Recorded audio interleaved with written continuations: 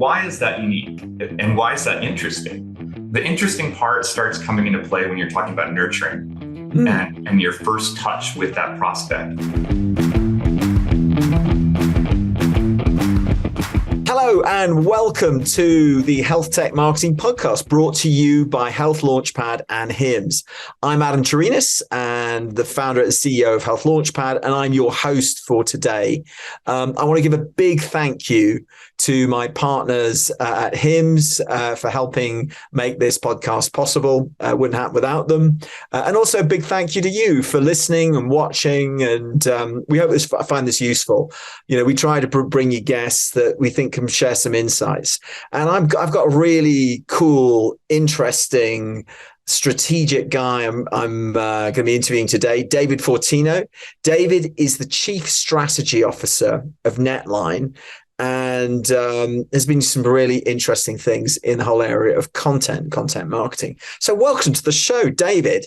And so David, tell us a little bit about yourself and about Netline, you know, for people who may not be familiar with it. I'm Dave Fortino, Chief Strategy Officer over here at Netline. Netline owns and operates the largest content-centric lead gen platform on the web. We help B2B marketers of all disciplines, typically those that are trying to translate their existing content into dialogue with prospects that drive pipeline. And so we are typically processing around 700,000 registrations from first-party users registering for content, anything from white papers to case studies to analyst reports and so on a monthly basis. That activity is occurring across every industry that you can think of. Obviously, healthcare, biotech, pharma being a really active market segment for us, but we are a bit industry agnostic in nature as well. Great. So you this year, and I think you're the author of it, published this fascinating study about, you know, kind of the state of content marketing. Just tell us about the study and just some of the highlights, and then we're going to dive in deep on some of that stuff. Yeah, the most exciting aspect for us is that we look at the data, and instead of it being a research-based study and a companion report, where typically those reports tend to be, we've surveyed 200 people and here's what your peers are saying. There's value for that type of step. I do it all the time. Yeah, we don't create that because honestly, we don't necessarily have like an editorial voice to go to market with intentionally. We are big fans of letting the data do the talking. And so being that we're processing north of 5 million registrations or leads per year for our clients, there's a ton of first-party data that can be extracted from that and then reinterpreted into actionable insights, into market behavior, into content consumption behavior, into buyers' journeys. And that's what we go to market with, in that we're using the data, hopefully, to create a more intelligent marketer today so that they can make more informed decisions tomorrow, really regardless of whether they're working with Netline or not. The hope, obviously, is that the goodwill that we put out there in teaching B2B marketers how to be more educated about their ICPs and the consumption behavior of their audience does reflect and come back to spend, obviously, with us. And that clearly has worked very well. But there is a good amount of, I think, that gesture to the marketplace of saying, hey, you need to use this regardless of whether you work with us or not. And at some point you will. So tell us a little bit about some of the key findings. So what are sort of some of the headlines that have come out of the most recent report? Sure. So I think not shocking to anyone, content consumption behavior has continued to accelerate. And so when you're thinking about the market dynamics there's the obvious, which is that there's just a plethora of content for your buyers and ICPs to be consuming. That said, there's also the reality that if you're a marketer creating content, trying to drive dialogue with prospects, it's more critical now than ever for you to be raising your bar persistently, because it's not just about the volume of consumption that's occurring, but it's the actual integrity and quality of the content that's being put to market. And so your buyers are continuously not only consuming additional content, but their expectations of what they're engaging with is becoming far more sophisticated. And so this gets to a point where, as a creator, you need to really conceptually stop thinking about what internally causes appeasement amongst the executive team, like creating very corporate-like materials only. They serve a purpose, but you are marketing to people, right? And regardless of their profession and industry, the brands that are creating a distinct voice, a feeling, an emotion connected to their content is what's really driving engagement. And those tend to be assets where they're very unique. And you can look at them before even getting into the asset, looking at perhaps a description of a webinar or looking at the cover graphic of a report, and know a lot about what's going to be included inside. And there is that, we always tell our clients, like, judging a book by its cover is true, right? It is perception is reality. And so as much as the internal delivery of your content and or webinars and podcasts and so on is really important, just as much effort has to be placed onto what happens before there, what's driving engagement to be interested with your content. So I think that's one thing to be considerate of. Not, yes, your users definitely want to consume more. That said, it's far more complicated every day because your competitors are all upskilling and up-leveling. And if you're not, that's going to be a challenge to break through that clutter. I think the other real distinct idea here is called the consumption gap. And this is a metric that we uniquely track. And it's about the time it takes between when a prospect is registering for a given piece of content and when they ultimately get around to reading it, viewing, listening to it. And most marketers believe that, well, that person registers for the content, they give their data. Probably their sales colleagues believe this as well, that they immediately dive in. And our data supports the fact that it's typically closer to 30 hours before they actually go about doing that. How do you track that? Yeah, so all of the content's hosted on our platform, and that's really unique in that we're first doing the targeting of these audiences and getting them to a gated experience. When the user is registering for that content, that's being then tracked at the millisecond level based upon when they've registered, when they've opened an asset, and when they've ultimately started engaging with content, regardless of format. Because it's kind of a closed loop on our platform, we're able to do that. In most cases, you typically can't. I suppose you could do it on any corporate website, but most marketers don't have access to that data at like the server log level. Not really, no. Right. They could if they wanted to go digging, but it's probably a pain. And so, yeah, we started looking at that and it's like, why is that unique? And why is that interesting? The interesting part starts coming into play when you're talking about nurturing.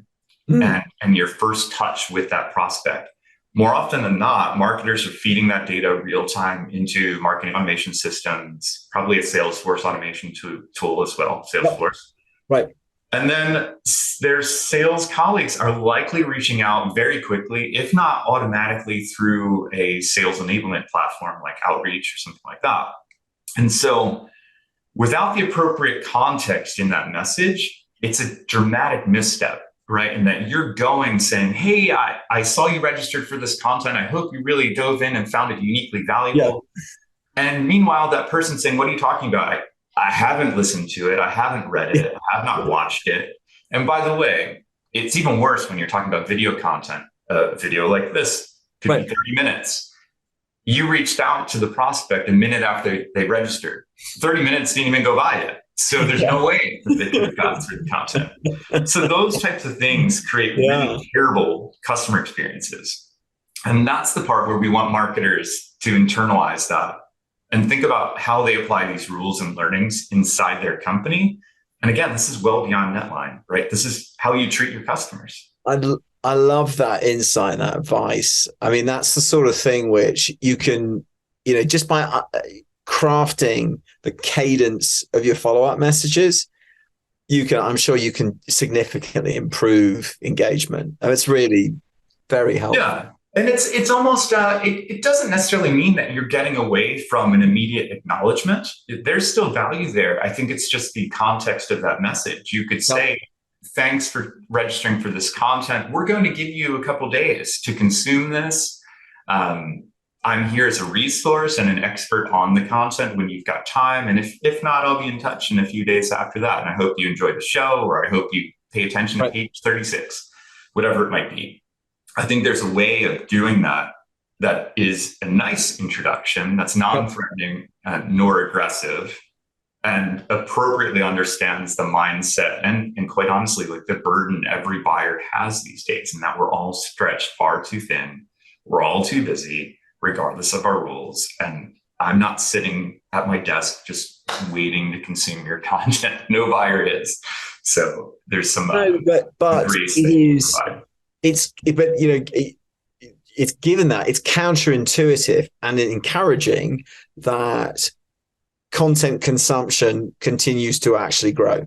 That it's like that people are actually reading all this stuff that we're all collectively putting out there. I mean, we you know, Health Launchpad, we do it for our clients. I've lost track of how much content we've created this year for our clients, but we also at Health Launchpad do a lot of content ourselves, and so it's kind of encouraging to know that it's you know it is actually, it's not just taking up pixels and bandwidth. Indeed. It actually does get consumed.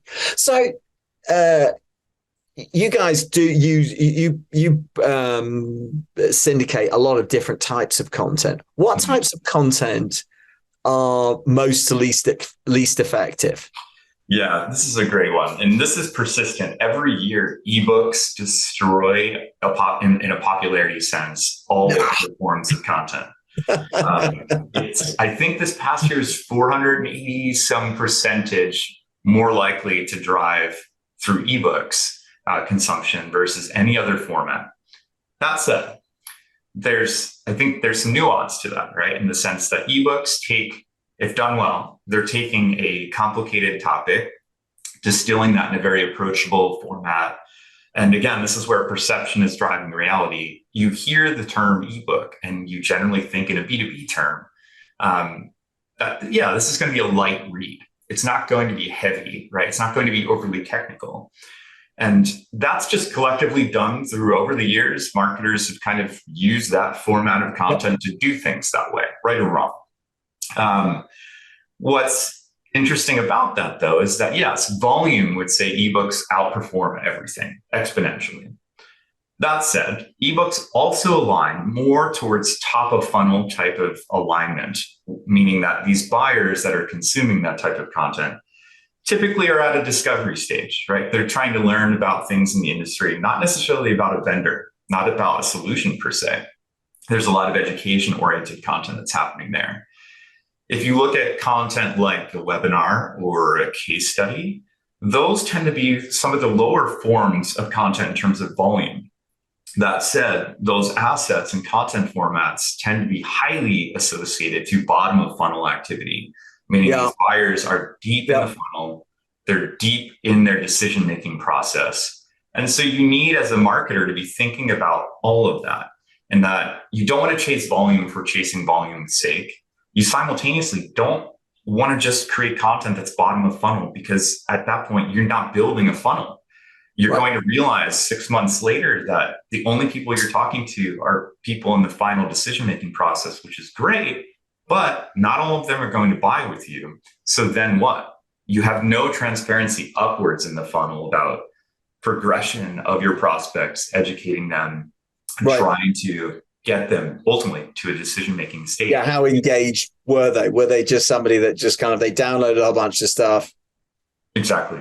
Watched 10 minutes of a video versus somebody who's actually read every single piece and then watched all of the video. There's a significant difference in, it suggests there's higher intent in the second one.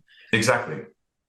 So ebook, by the way, when you talk about ebooks, does that, we always call it long form content, but it's because there's buyer guides and there's white papers and there's other types of, things like that. When you're talking about ebooks specifically, is that sort of generically long form content? No. So an ebook actually, when you're seeing the deliverable or the CTA to a user on a web page or a newsletter, it would be specifically referencing that this is an ebook. Okay. We track a little over 50 different formats of content. So we distinctly would track white papers separately and a playbook differently than an ebook. a report differently, a podcast, a webinar, and so on. And so those are all unique values that a customer can associate to their content inside of their campaign interface when you're building out a campaign on the platform. It's so interesting, man. Yeah, but all of them, to your point, though, all of them are long form. It's just that we've got a distinction in terms of the format that it's being delivered in, and also that perception. Right or wrong, white papers are clearly associated to being more technical reads. Yeah, they also tend to have a more corporate tone, versus an ebook tends to be like, I don't want to say brand agnostic, but the brand takes a backseat, and it's far more education forward. Yeah. There are certainly marketers that abuse both formats, right? They're saying it's an ebook, you get into it, and it's nothing more than a corporate puff piece. And that's not a great customer experience. And so you're kind of, I don't know, there's not an equitable exchange there with the user, and you've probably done some damage realistically in their perception of your brand. How about video? Do you track lots of different types of formats? We do. As it relates to volume, we don't see the same level of volume that you hear about kind of constantly being mirrored across the industry. That said, I would caution that with the comment that our platform, we believe most marketers are coming to us with heavily produced long form content, which a lot of it up until now hasn't really been video based. And so I think we are a bit at the tail end of content marketing strategy, right? So we are operationally executing campaigns at scale for marketers that have created content. They typically aren't creating as much video content as they are creating other formats of content. So we get ultimately what we get, right? So we aren't creating content for our clients. No. We are seeing a behavioral shift across all industries that video is getting leaned in on extremely heavily. And so we perceive there to be a massive kind of disruption and shift more towards video over the coming years. That said, it's still a relatively small volume on our side. Yet again, though, video aligns very nicely to bottom of funnel orientation and engagement, especially the longer the video. If it's bite-sized nuggets and or snippets of video, very top of funnel, quick hitting pieces of content. And that serves a purpose. But getting someone to give you 30 minutes to an hour of their time, if not longer, if you're doing like a virtual event kind of wrap up, that is expressing a level of intent that you can't get when you're associating behavior back to an ebook or a white paper, because people are literally putting it on their calendar, right? They're saying, I'm not taking meetings, I'm attending this, or I'm viewing this. Right. And then you start getting into all of the unique benefits that video provides in terms of tracking intent, and that you can understand discreetly, are people pausing and going backwards in a segment, right? Because they heard some great quote.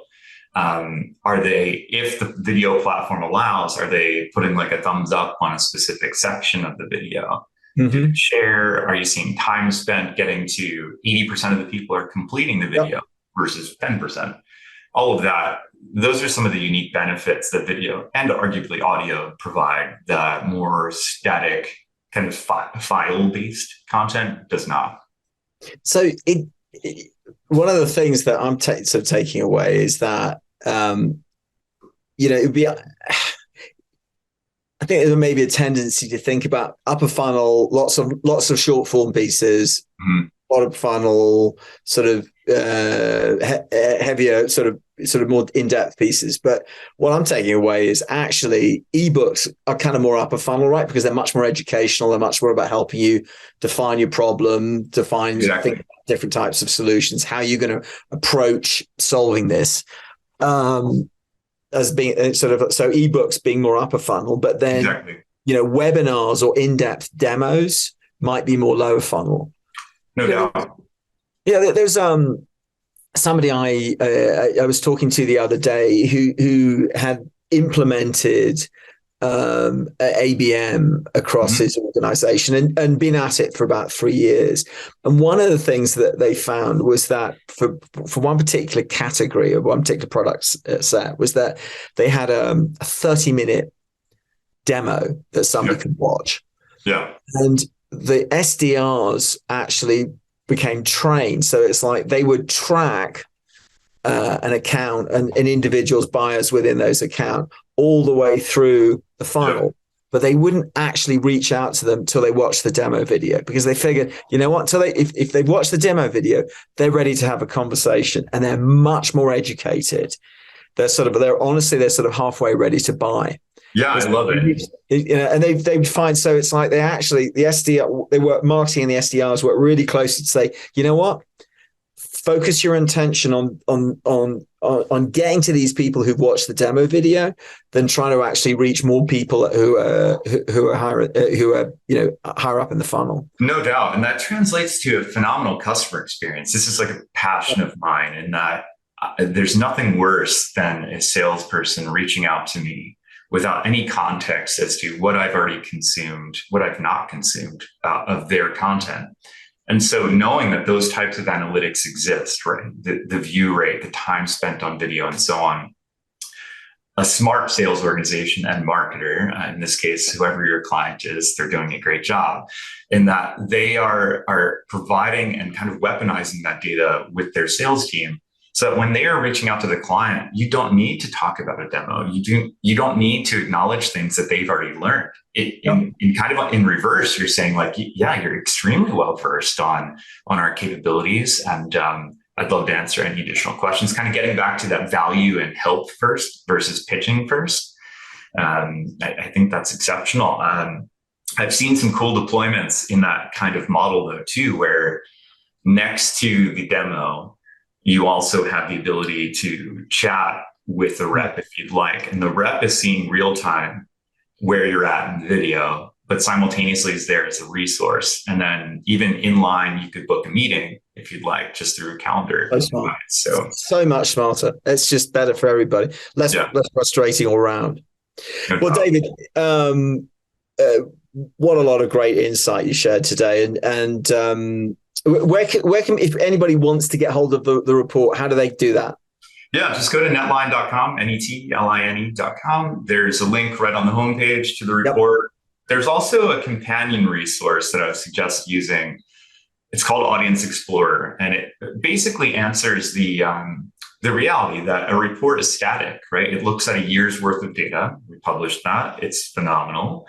Yet it's just standalone stamp based upon a static piece of time.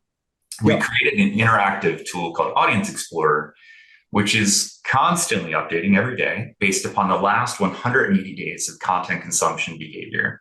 You can jump in that. It's ungated. It's free.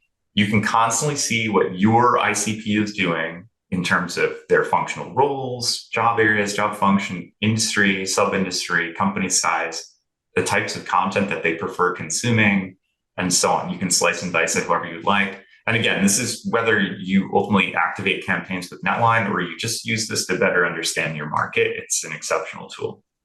Excellent. Thank you for that. So before we go, one last question for you. And I ask everybody this. If you could go back in time and give yourself one piece of advice, what would that be? Oh boy, this is a good one. I think what happened for me is I ultimately stopped caring about the noise per se that happens in our industry. Marketers are perpetually, I think, burdened with the weight of what other marketers are saying. There's a bit of kind of this imposter syndrome thing that happens, I believe, with most of us.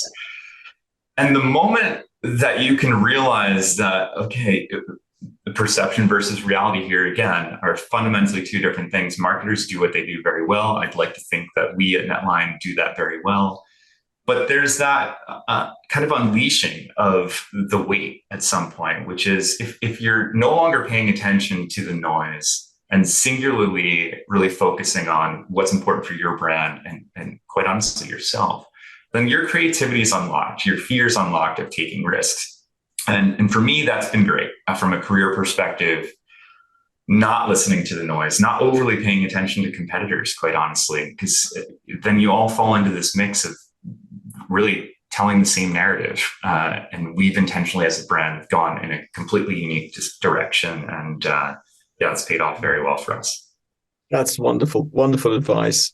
Well, David, thank you. It's been a great pleasure having you on the podcast. Before we go, I just want to let you know, if you're listening to this, you can watch the video through the show notes. And if you're watching the video, you can subscribe, and you can subscribe to these podcasts on Apple, on Spotify, and pretty much any. I think we're on all of the podcast apps. We've please do subscribe. We've got a lot more guests coming up. And if you like this, do me a favor, tell 2 friends about it. Thank you for listening. And if you've got an idea for a topic, email me at adam@healthlaunchpad.com.